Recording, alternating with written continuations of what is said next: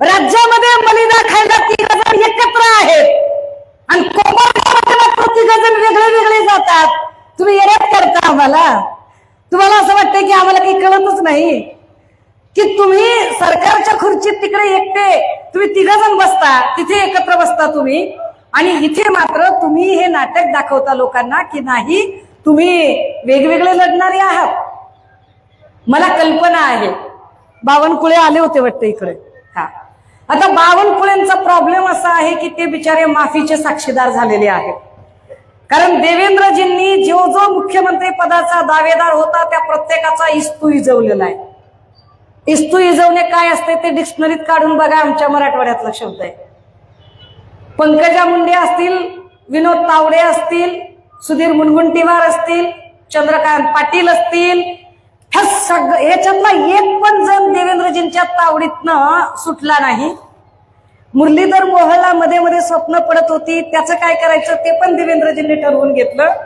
आता देवेंद्रजी बावनकुळेंना पण धुमाकूळ दिले होते मध्ये मध्ये, पण जसंही या 4-5 जणांचा हाल बघितलं, बावनकुळेंनी ठरवून घेतलं की नाही राव, आपण काही लय नादाला लागायचं कारण नाही. आणि बावनकुळे माफीचे साक्षीदार झाले आणि शांत बसले. पण ह्या सगळ्यांच्या मध्ये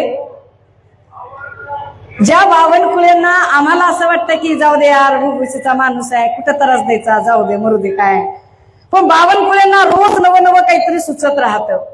इकडे बावनकुळे आले, इकडे काहीतरी अजून मोठं मोठं बोलून गेले. हे बावनकुळे जी असतील, हे देवेंद्रजी असतील, ही सगळी माणसं किंवा संध्याकाळी सभा असणारे एकनाथराव शिंदे असतील, इथले प्रश्न तर खूप आहेत तुमचे, स्थानिकचे प्रश्न तर प्रचंड आहेत.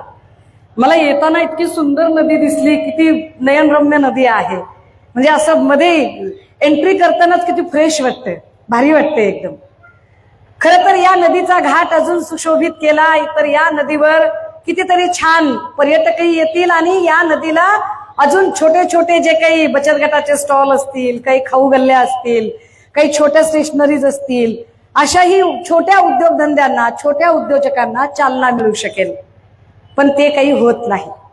कारण येतात नगर परिषदेवर निवडून, कधी कधी येतात काळे, कधी येतात कोल्हे, कधी येतात कोल्हे, कधी येतात काळे, काळे कोल्हे, कोल्हे काळे, काळे कोल्हे, कोल्हे काळे, काळे कोल्हे, कोल्हे काळे, ह्याच्यातच आपल्या सगळ्या जिंदग्या चालल्या.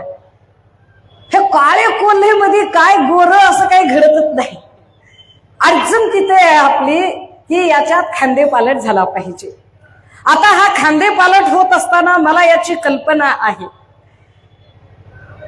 की ज्या देशामध्ये आणि ज्या राज्यामध्ये, विशेषतः जिथे महाराष्ट्रामध्ये, जो एकेकाळचा महाराष्ट्र आमचा फुले शाहू आंबेडकरांचा महाराष्ट्र, जो महाराष्ट्र वैचारिक अत्यंत मजबूत पाया असणारा, पुरोगामित्वाचा जो महाराष्ट्र, अत्यंत सुसंस्कृत राजकारणासाठी ओळखलेला, त्या महाराष्ट्राचा जो राजकीय चिखल देवेंद्रजींच्या काळात झालाय. कारण देवेंद्रजी जेव्हा जेव्हा सत्तेत येतात तेव्हा तेव्हा महाराष्ट्राचा क्राईम रेट सगळ्यात जास्त वाढतो.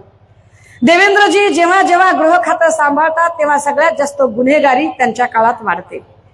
अशा काळामध्ये मग देवेंद्रजी जर 2 नंबरच्या धंद्याला इतकी सगळ्या चालना असतील तर पैसे पण मुबलक येतात.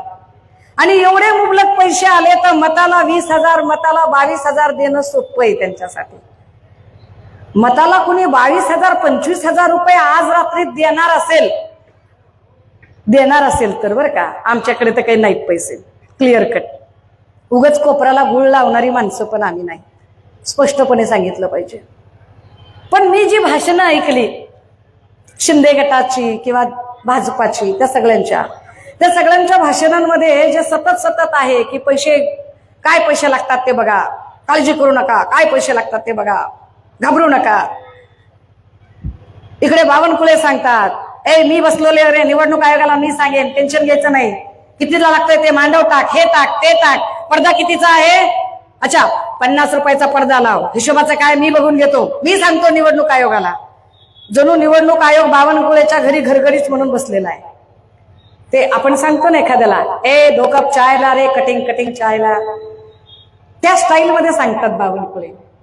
आता असे हे बावनकुळे किंवा असे देवेंद्रजी कदाचित संध्याकाळी पैसे चिकार सोडतील जाहीर भाषणात सांगतात. मला वाटतंय पैसे नाही म्हणायचं काही कारण नाही, घेतले पाहिजे तुम्ही सगळ्यांनी. 22,000 25,000 50,000 काय देतात ते घ्या, काय ह्यांच्या खिशात हात घालून हे पैसे देत नाहीत. तुम्हाला चुना लावून तुम्हाला फसवून तुमचाच पैसा तुम्हाला देत आहे, काही वेगळं करत नाहीये. फक्त ते पैसे घेतल्यावर पुन्हा अजून त्यांनाच पाठबळ देऊन पुन्हा स्वतःची फसवणूक करून घ्यायची की वेगळी वाट चोखाळायची, डिसिजन इज युअर्स. ते तुम्ही ठरवलं पाहिजे. कारण माझी अडचण अशी आहे की मला फार गोड बोलता येत नाही.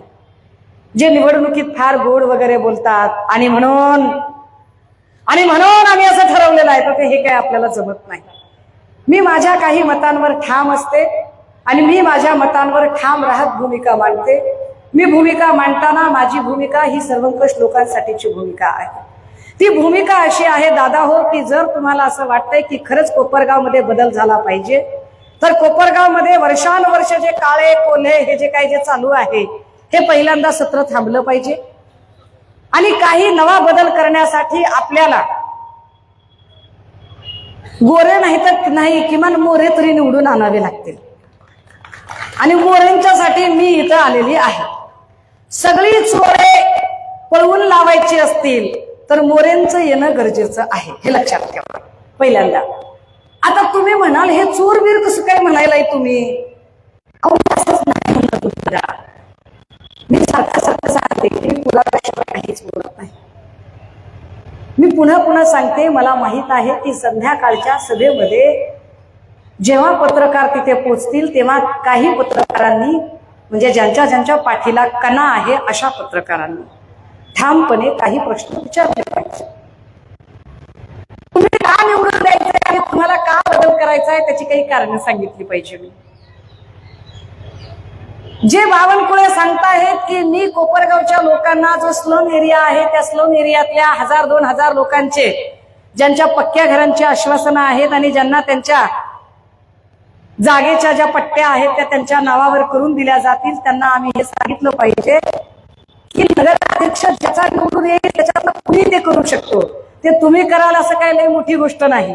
जो निवडून येणार तो कुणीही करणार आणि तुम्ही कदाचित नुसतेच बोलू शकाल, पण मला खात्री आहे की या नगराध्यक्षपदाच्या निवडणुकीत जर शिवसेना उद्धव बाळासाहेब ठाकरे पक्षाची मशाल पेटेल आणि इथे मोरेताई निवडून येतील तर ते काम पहिल्या क्रमांकाने जे काम आहे ते काम आम्ही मार्गी लावू शकतो. आणि होय, आम्ही ते लावू, बिलकुल लावू ते काम.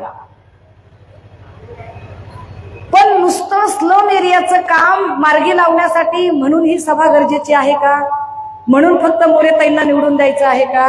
तर नाही. झाली का यादी तयार झाली? म्हणून तेवढ्यासाठी निवडून द्यायचं आहे का? तर फक्त एवढ्यासाठी नाही. मी जसं म्हटलं की स्लम एरियातल्या लोकांच्या घरांचा प्रश्न आहे, गोदावरी नदीचा जो घाट आहे त्या घाटाचा प्रश्न आहे, अशा अनेक गोष्टी आहेत की ज्याच्यासाठीच इथली निवडणूक अत्यंत महत्वाची आहे. पण त्याही पेक्षा महत्वाचा बदल काय आहे ते बघा. नगर परिषदेची निवडणूक एक छोटा एकक आहे.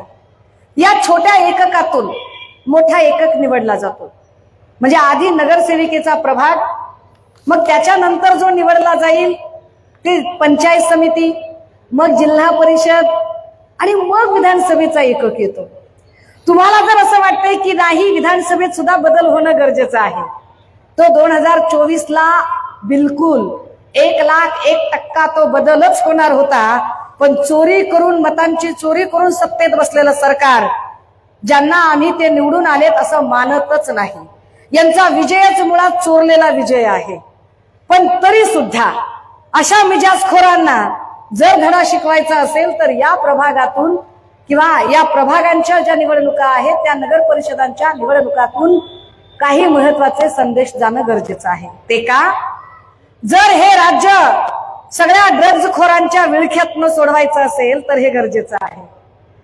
मी आपल्याला हे आवर्जून सांगितलं पाहिजे दादा. आणि हो, बऱ्याचदा अपक्ष वगैरे उभे असतात बरं का. ते अपक्ष कसे उभे असतात ते नीट लक्षात घ्या. मत खाण्यासाठी, त्या समूहाचं त्या भागाचं मत खाण्यासाठी जाणीवपूर्वक पैसेवाल्या गडगंज लोकांनी 10-10, 20-20 लाख रुपये देऊन अपक्ष उभे केले जातात. अपक्षांचं काम फक्त मतं खाण्याचं असतं. अपक्षाला स्वतःलाही माहित असतं की तो निवडून येणार नाही, तरीही तो उभा राहतो. कारण त्याला माहिती आहे की 2-4 लाखाची निवडणुकीचा प्रचार दाखवायचा, बाकी 15-16 लाख खिशात टाकले, संपलं, मालामाल कार्यक्रम झाला. त्यामुळे अपक्ष हे जसं लोकशाहीला धोका जरा तयार होतो, त्याचं जरा भान ठेवा. आता दुसरा मुद्दा, का बरं बदल करायचा आहे त्याचं कारण सांगितलं पाहिजे. दादा हो, गेले 3 दिवस झालं मी एक भूमिका मांडली आणि मी ठामपणे सांगितलं की या राज्याचे उपमुख्यमंत्री एकनाथ शिंदे यांनी राजीनामा दिला पाहिजे. आणि मी त्याचा पुनरुच्चार करते की होय, मी मुख्यमंत्री एकनाथ शिंदे यांचा राजीनामा मागते. मी चिडून बोलत नाहीये, मी राजकीय द्वेषातून बोलत नाहीये. मी अत्यंत शांतपणे आणि अत्यंत गांभीर्यानं, जबाबदारीनं ही भूमिका मांडते. माझी भूमिका मांडण्याला काही कारणं आहेत. बघा, साधं गणित लक्षात घ्या की या सगळ्यांच्या मध्ये मागच्या 2 वर्षामध्ये जिथे असं सांगितलं जातं की 2 वर्षामध्ये 1 वर्ष पूर्ण झालं आणि 1 वर्ष पूर्ण झाल्यावर देवेंद्रजींच्या जाहिराती सगळीकडे झळकायला लागल्या. महाराष्ट्राच्या गल्ली बोळामध्ये जाहिरात लागली. तुम्ही जाहिरात बघितली असेल. जाहिरात होती छत्रपती शिवरायांचा फोटो आणि छत्रपती शिवरायांच्या पायाशी देवेंद्रजी फुलं वाहत आहेत. एकालाही प्रश्न पडला नाही की देवेंद्रजींकडे एवढे जाहिरातीचे पैसे आले कुठून.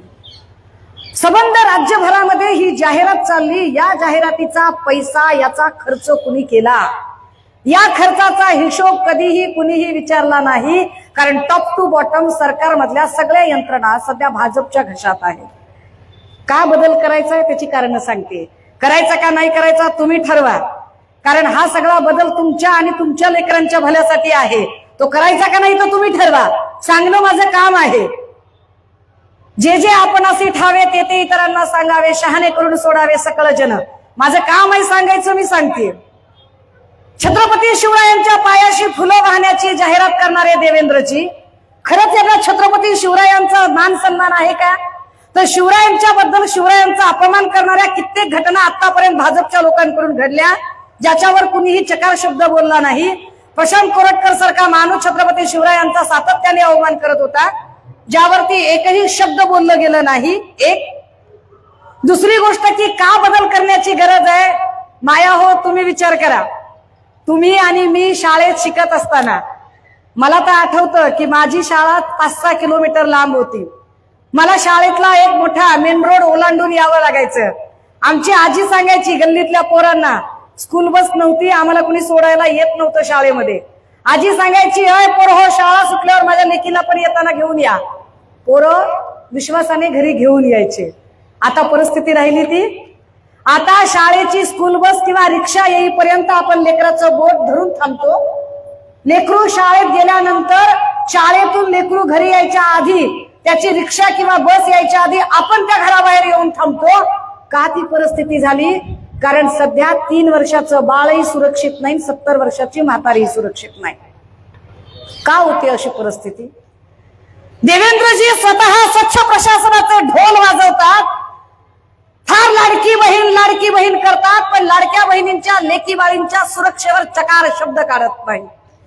लाडक्या बहिणींच्या आबरूशी खेळणाऱ्या तमाम नराधमांना ते अजिबात धडा शिकवायला धजावत नाही.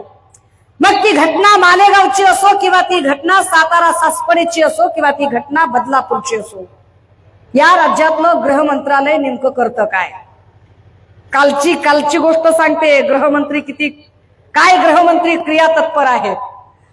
तुमच्या माझ्यासारखा जर सामान्य माणूस असता आणि त्याचं अटक वॉरंट निघालं असतं तर तात्काळ पोलिसांनी उचलला असता आणि पिंजऱ्यात टाकला असता. पडला नाही पिंजऱ्यात तर 4-4 पोलिसांनी उचलला असता. इकडे पोलीस थांबले तो 4-4 पोलिसांनी उचललं असतं त्याला. पण कालची गोष्ट बघा की ऑनरेबल कोर्टाने ऑर्डर केली, वॉरंट निघाला, वॉरंट घेऊन पोलीस माणिक कोकाटेच्या हॉस्पिटल मध्ये पोहोचले, पण माणिक कोकाटेला अटक करू शकले नाही. अजिबात अटक करू शकले नाही. का? कसं अटक करायचं? मंत्री ना. अरे पण कायद्यासमोर तर सगळे सारखे ना दादा. तुला काय प्रॉब्लेम आहे? तू पोलीस आहेस ना.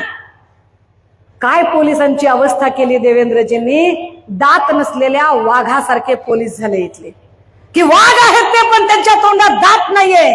ते अजिबात हात लावू शकत नाहीत मंत्र्यांना, आमदारांना, खासदारांना. एकाही पोलिसाची हिमाकत नाहीये काही बोलायची. कसलं राज्य आहे? इथे शिंदेचे लोक फिरत असतील, इथे भाजपचे लोक फिरत असतील, इथे कदाचित अजितदादाचे लोक फिरत असतील. तर अजितदादाच्या आणि शिंदेच्या लोकांनी नीट लक्षात घ्यायचं, भाजपने तुमचा व्यवस्थित कार्यक्रम लावलेला आहे. भाजपच्या सगळ्या म्हणजे बघा, शिंदेच्या संदीपान भुमरेच्या जमिनीचं प्रकरण निघतं, संजय शिरसाटच्या SIT चौकशी लागते, रामदास कदमाच्या बिअर बारची माहिती मिळते, नगर विकास खात्याची चौकशी लागते. सगळे शिंदेचे इथून तिथून मंत्री अडचणीत येतात. अजितदादाच्या एका मंत्र्याचा राजीनामा मागच्या वर्षी झाला, धनंजय मुंडेचा. आता माणिकराव कोकाटेची विकेट पडायची वेळ आली, तोपर्यंत स्वतः अजित पवारच अडचणीत यायला लागले. एकनाथ शिंदेवरच्याही भावावर आता रेड वगैरे सगळं झालेलं आहे. भाजपा शिस्तीत दोघांचाही कार्यक्रम लावते. दोघांच्या कार्यकर्त्यांनी इथं ठरवायचंय की तुमचे नेते तुमच्यात इथं भांडण लावतात, ते त्यांचं मस्त चालू आहे. तुम्ही ठरवायचं त्यांच्यासाठी लढायचे का नाही ते. आणि तुम्ही लढायचे का नाही हे काय ठरवायचं? तुम्ही लढताय कुणासाठी? कोणत्या लोकांसाठी लढताय? भाजप सांगते की हा भ्रष्ट आहे, हा भ्रष्ट आहे, हा भ्रष्ट आहे, शिंदे भ्रष्ट आहे, अजित पवार भ्रष्ट आहे, सगळे भ्रष्ट आहेत. आणि भाजप एकटीच धुतल्या तांदळाची आहे. एकटीच भाजप धुतल्या तांदळाची आहे. कुछ दाग अच्छे होते, भाजप दाग लेके घूम रही है. शिंदे राज्यात अच्छे है और इधर कच्चे है. अजित पवार राज्यात अच्छे है और इधर क्या हुआ फिर? तुमच्यात तरी ताळमेळ आहे का? वेड्यात करतात लोकांना का इथे मशाल पेटवण्याची गरज आहे? दादा हो, तुमची माझी सगळ्यांची पोरं. आपण आपल्या लेकरांच्यासाठी कष्ट करतो, आपण आपल्या लेकरांसाठी मेहनत घेतो, आपण आपल्या लेकरांना अत्यंत कष्टाने शिकवतो. 10वी 12वीला लेकरू दिवस रात्र अभ्यास करतं, मेहनत घेतं, चांगल्यातल्या चांगल्या कॉलेजला ऍडमिशन घ्यायचा प्रयत्न करतं. आपलं लेकरू आता शिकेल, डॉक्टर होईल, इंजिनियर होईल असं आपल्याला वाटायला लागतं. पण कॉलेजच्या गेटवरच जर आमच्या पोरीची छेड काढली जात असेल, किंवा कॉलेजच्या गेटवरच जर ड्रग्ज पेडलर थांबले असतील, तर काय करायचं? या ड्रग्ज पेडलरचा बंदोबस्त कुणी करायचा? ड्रग्ज पेडलर कुठे सापडले? ड्रग्ज कुठे सापडलं? ड्रग्ज सावरी गावात सापडलं. सावरी गाव कुठे आहे? सातारा जिल्ह्यात मावशीजवळ कुठं आहे? दरेजवळ. दरेगाव कुणाचं? एकनाथ शिंदेचं. एकनाथ शिंदेच्या दरे गावाजवळच्या सावरी गावामध्ये, ज्या गावात अजिबात कुठलीही, ज्या ठिकाणी रेड पडते त्या रेड पडलेल्या ठिकाणी कुठली लोकवस्तीच नाही. की विचार करा जरा, रेड पडली तिथं लोकवस्ती नाही, पण तिथं 1200 मीटरचा सिमेंट कॉन्क्रीटचा रस्ता आहे, 75 लाख रुपये खर्चून बांधलेला. सोचो रे, कुछ तो सोचो. इकडं माणसं, गावातली माणसं म्हणतात रस्ता द्या, रस्ता द्या. त्यांना रस्ता तुम्ही देत नाही. शेडचा रस्ता कुणी बांधला? वर्क ऑर्डर कुणी काढली असेल? निविदा कुणाची असेल? निधी कोणत्या आमदाराच्या पैशातनं गेला असेल? आणि ज्या शेडमध्ये करोडो रुपयाचं ड्रग्ज तयार होतं, तिथं ती वर्क ऑर्डर कुणाची असेल? जिथला पालकमंत्री शंभूराज देसाई आहे. काल शंभूराज देसाई मला केस बीस टाकायची भाषा करत होते. ज्या शंभूराज देसाईला पालकमंत्री म्हणून जो माणूस ढ आहे, 1 नंबरचा पालकमंत्री म्हणून ज्याला ढेकळं कळत नाही, तो माणूस मला केस टाकायची धमकी देतो. ज्याला एवढं कळत नाही की सातारा जिल्ह्यात काय महत्वाचं. अरे सातारा जिल्ह्यात छत्रपती शिवाजी महाराजांचे गड किल्ले आहेत. सातारा जिल्ह्यामध्ये संपूर्ण देशातून पर्यटन जिथे येतात, ते पूर्ण आपण ज्याला महाराष्ट्राचं मिनी स्वित्झर्लंड असं म्हणतो, ते महाबळेश्वर पंचगणी आहे. सातारा जिल्ह्यामध्ये 105 TMC लिटरची क्षमता असणारं कोयना धरण आहे. आणि त्याच ठिकाणी ड्रग्ज तयार होतं. एरिया कुणाचा? एकनाथ शिंदे, शंभूराज देसाई. माझे प्रश्न काय चुकीचे? मी अजूनही म्हणते, होय होय, एकनाथ शिंदेच्या सख्या भावाच्या रेस्टॉरंट वरून जेवण जात होतं, एकनाथ शिंदेच्या सख्या भावाचं नाव चर्चेत येते, तर एकनाथ शिंदेच्या सख्या भावाची चौकशी झाली पाहिजे. आणि एकनाथ शिंदेच्या सख्या भावाची चौकशी करायची असेल तर एकनाथ शिंदेचा राजीनामा झाला पाहिजे. होय, मी पुन्हा एकदा सांगते, लोक म्हणतील अहो मग एकनाथ शिंदेचा राजीनामा का मागताय? धनंजय मुंडेचा राजीनामा का मागितला? वाल्मिक कराड दोस्त आहे म्हणून मागितला ना. वाल्मिक कराड दोस्त आहे, वाल्मिक कराडला मंत्रिपदाचा फायदा होऊ नये, दबाव आणू नये म्हणून धनंजय मुंडेचा राजीनामा मागितला. पार्थ पवारने घोळ घातला म्हणून तुम्ही अजित पवारांचा राजीनामा मागितला. मग प्रकाश शिंदेचं नाव जर चौकशीत असेल तर एकनाथ शिंदेचा राजीनामा का मागायचा नाही? दादा हो, का गरज आहे इथे बदल करायची? तुमच्या लेकरांना जर ड्रगच्या खाईत टाकायचं असेल तर बिनधास्त काय पर्याय निवडायचे ते निवडा. पण तुमच्या लेकरांना कोपरगावमध्ये एक सुसंस्कृत, सभ्य आणि अत्यंत सुरक्षित वातावरण द्यायचं असेल तर शिवसेना, उद्धव बाळासाहेब ठाकरे पक्षाची मशाल इथं पेटली पाहिजे. हे जास्त गरजेचं आहे. आम्ही तुम्हाला निवडणुकीच्या आधी नाही देणार 20,000 रुपये, म्हणजे नाही देणार, नाही देऊ शकत आम्ही छाती ठोके. कारण आम्ही कुठलेही ड्रग्ज विकून पैसे आणत नाही, आम्ही कुणालाही दारू पाजून पैसे आणत नाही, आम्ही दारूचे धंदे काढून पैसे आणत नाही, चरस गांजा विकून पैसे आणत नाही. 2 नंबरचे धंदे करून इथली सगळी पिढी बर्बाद करून महाराष्ट्राचे राख रांगोळी करून कमावलेला पैसा, हत्तेखोरीतून कमावलेला पैसा, खंडणीतून कमावलेला पैसा, बिल्डरांकडून कमावलेला पैसा, असा कमावलेला पैसा जर तुम्ही मताच्या दिवशी 20-20 हजार आणि 22-22 हजार रुपये खर्च करत असाल ना, तर तो पैसा तुम्ही खर्च करू शकता. पण घेणाऱ्याने विचार करावा की तुम्हारा ईमान कायम है की नाही. तुम्ही विचार करावा की तुमचं ईमान जाग आहे का नाही, की जो पैसा घेतल्यानंतर तुमच्या लेकीबाळी सुरक्षित नाही. तुमच्यात तरी ताळमेळ आहे का? वेड्यात करतात लोकांना. का इथे मशाल पेटवण्याची गरज आहे? दादा हो, तुमची, माझी, सगळ्यांची पोरं, आपण आपल्या लेकरांच्यासाठी कष्ट करतो, आपण आपल्या लेकरांसाठी मेहनत घेतो, आपण आपल्या लेकरांना अत्यंत कष्टाने शिकवतो. 10वी-12वीला लेकरू दिवस रात्र अभ्यास करतं, मेहनत घेतं, चांगल्यातल्या चांगल्या कॉलेजला ऍडमिशन घ्यायचा प्रयत्न करतं. आपलं लेकरू आता शिकेल, डॉक्टर होईल, इंजिनियर होईल असं आपल्याला वाटायला लागतं. पण कॉलेजच्या गेटवरच जर आमच्या पोरीची छेड काढली जात असेल किंवा कॉलेजच्या गेटवरच जर ड्रग्ज पेडलर थांबले असतील तर काय करायचं? या ड्रग्ज पेडलरचा बंदोबस्त कुणी करायचा? ड्रग्ज पेडलर कुठे सापडले? ड्रग्ज कुठे सापडलं? ड्रग्ज सावरी गावात सापडलं. सावरी गाव कुठे आहे? सातारा जिल्ह्यात मावशीजवळ. मावशीजवळ कुठं आहे? दरेजवळ. दरेगाव कुणाचं? एकनाथ शिंदेचं. एकनाथ शिंदेच्या दरे गावाजवळच्या सावरी गावामध्ये, ज्या गावात अजिबात कुठलीही, ज्या ठिकाणी रेड पडते त्या रेड पडलेल्या ठिकाणी कुठली लोकवस्तीच नाही. की विचार करा जरा, रेड पडली तिथं लोकवस्ती नाही, पण तिथं 1200 मीटरचा सिमेंट कॉन्क्रीटचा रस्ता आहे, 75 लाख रुपये खर्चून बांधलेला. सोचो रे, कुछ तो सोचो. इकडं माणसं, गावातली माणसं म्हणतात रस्ता द्या, रस्ता द्या. त्यांना रस्ता तुम्ही देत नाही. शेडचा रस्ता कुणी बांधला? वर्क ऑर्डर कुणी काढली असेल? निविदा कुणाची असेल? निधी कोणत्या आमदाराच्या पैशातनं गेला असेल? आणि ज्या शेडमध्ये करोडो रुपयाचं ड्रग्ज तयार होतं तिथं ती वर्क ऑर्डर कुणाची असेल? जिथला पालकमंत्री शंभूराज देसाई आहे. काल शंभूराज देसाई मला केस बीस टाकायची भाषा करत होते.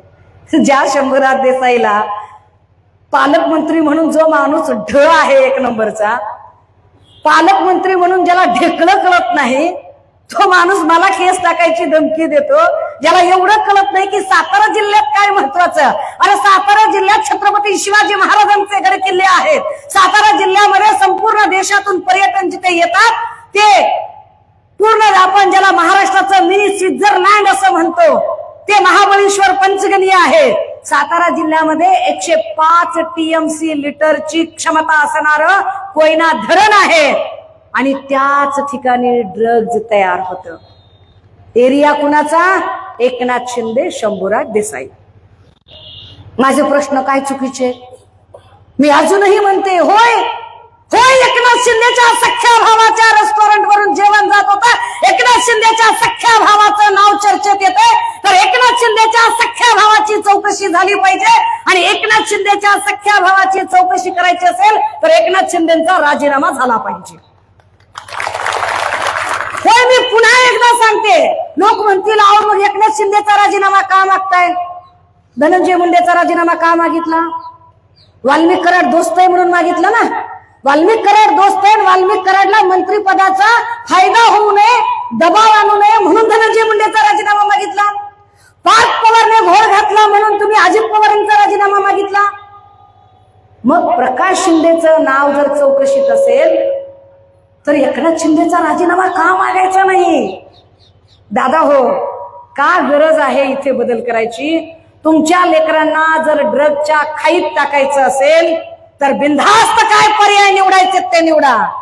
पण तुमच्या लेकरांना कोपरगावमध्ये एक सुसंस्कृत, सभ्य आणि अत्यंत सुरक्षित वातावरण द्यायचं असेल तर शिवसेना, उद्धव बाळासाहेब ठाकरे पक्षाची मशाल इथं पेटली पाहिजे. हे जास्त गरजेचं आहे. आम्ही तुम्हाला निवडणुकीच्या आधी नाही देणार 20,000 रुपये, म्हणजे नाही देणार, नाही देऊ शकत आम्ही छाती ठोके. कारण आम्ही कुठलेही ड्रग्ज विकून पैसे आणत नाही, आम्ही कुणालाही दारू पाजून पैसे आणत नाही, आम्ही दारूचे धंदे काढून पैसे आणत नाही, चरस गांजा विकून पैसे आणत नाही. 2 नंबरचे धंदे करून इथली सगळी पिढी बर्बाद करून महाराष्ट्राचे राख रांगोळी करून कमावलेला पैसा, हत्तेखोरीतून कमावलेला पैसा, खंडणीतून कमावलेला पैसा, बिल्डरांकडून कमावलेला पैसा, असा कमावलेला पैसा जर तुम्ही मताच्या दिवशी 20,000 आणि 22,000 रुपये खर्च करत असाल ना, तर तो पैसा तुम्ही खर्च करू शकता. पण घेणाऱ्याने विचार करावा की तुम्हारा ईमान कायम है की नहीं. तुम्ही विचार करावा की तुमचं ईमान जाग आहे का नाही. की जो पैसा घेतल्यानंतर तुमच्या लेकीबाळी सुरक्षित नाहीत, जो पैसा घेतल्यानंतर तुमच्या पोरांना व्यसनाधीन केलं जाणार आहे, जो पैसा घेतल्यानंतर तुमची पोरं ड्रग्जच्या खाईत टाकली जाणार आहेत, जो पैसा घेतल्यानंतर तुमच्या जमिनी बळकावल्या जाणार आहेत, जो पैसा घेतल्यानंतर तुम्हाला मत द्यायचा अधिकार ठेवला जाणार नाही, जो पैसा घेतल्यानंतर त्याच पैशाने आणि त्याच त्यांना मिळालेली ताकद त्या सत्तेच्या जीवावर सगळी लोकशाही गिळंकृत केली जाईल. सगळा बाबासाहेबांनी कायद्याची राख रांगोळी करायचा प्रयत्न केला जाईल. त्याच्यासाठी तुम्ही 20,000 घ्यायला तयार असाल तर ते 20,000 म्हणजे तुम्ही तुमच्या हाताने तुमच्या लेकरा बाळांच्या भविष्याची राख रांगोळी करत आहात, हे लक्षात घ्या. बाकी तुम्हाला घ्यायचे तर घ्या, त्याच्याबद्दल काहीच नाही. कारण लगेगी आग तो आ जाएंगे कई घर अपनी जद में, लगेगी आग तो आ जाएंगे कई घर अपने जद में, यहाँ पर हमारा मकान थोडी आहे. अरे लागली आग तर सगळेच पेटतील. सांगणं माझं काम आहे, जीव तोडून. काय मला माहिती आहे, मी एवढं सगळं सांगितलं काही मला मेडल मिळणार नाही, काही माझ्या पक्षाची सत्ता नाही, काही मंत्रीपद मिळणार नाही. मी एवढं बोलल्यावर कदाचित मला कुठून कोण कशी गोळी घालेल उडवेल माहित नाही. मी एवढं बोलल्यावर